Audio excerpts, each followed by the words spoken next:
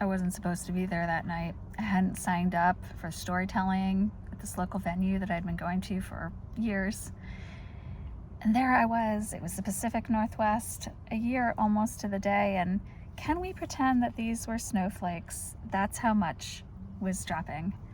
I was all bundled up inside and watching whatever show was exciting to me at the time, drinking my tea. And I heard this voice, that inner voice that said, "Go, you might meet someone." Now, I'd been attending this event for a few years. I'd never met anyone. And so I bundled up even more. And I settled into my show. And again came the voice, "Go, you might meet someone." And I'm looking outside, and there are the snowflakes all at once. And yes, I had gotten snow tires that year, finally. It was in the gorge. I don't know if y'all know the gorge in the Pacific Northwest, but it snows. When it snows, it snows. So I knew I could do it. But I was still like, I don't know. I've never met anyone. Let's be logical about this. And again, a third time, I hear the voice, "Go, you might meet someone." I can be stubborn, but I know anytime I've listened to that voice, it has turned out well.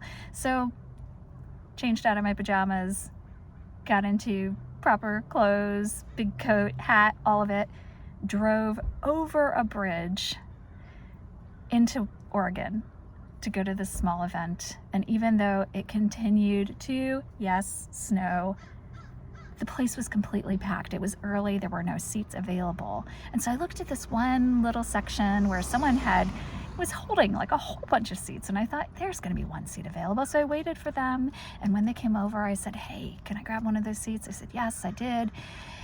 A few minutes go by, and that whole section in front of me clears out, which allows for this to happen.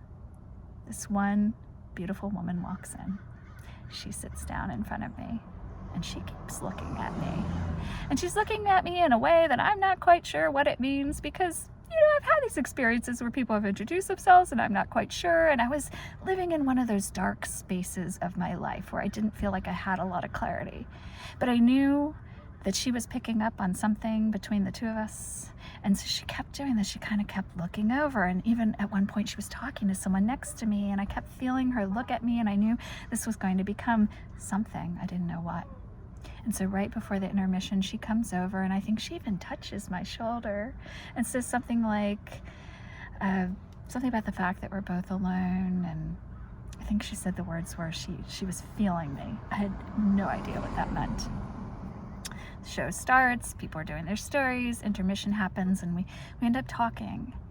And I'm not sure what she even said, but something clicked.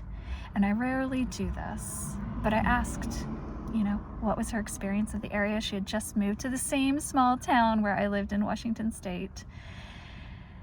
And she was saying, she loved the area. I asked, how is it going with friends? Because it could be a little insular. And she said it was the time where, she felt like she could use some community. And so I never do this, but I gave her my name and my number. And I said, just think about it if you'd like to get coffee. I leave the venue a couple hours later, and there's already a text from her, and a couple days later we meet for coffee, and we start finding out that we have been doing circles around each other's lives for almost 2 decades. We were on this same small campus in Oakland at the same time. She had lived in the same small town somewhere else in California when I kept visiting for something like 15 years. She grew up in a small town in Oregon where I would stop every time I'd come from the Seattle area back down to the Bay or Southern California. One of the places she felt the most at home was India, and I'm half Indian.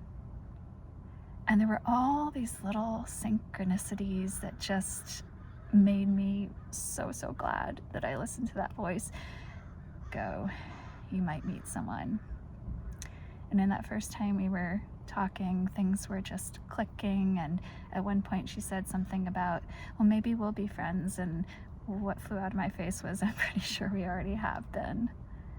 And that was a year ago to the day, and she has become one of the dearest people in my life. She is one of those people who walks in and it's like all the lights in your home or in yourself turn on, and you know you're going to be forever changed.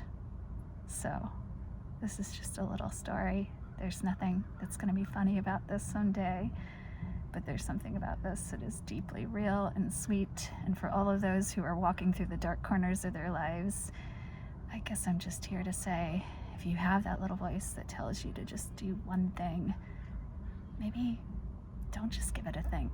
Go do that thing.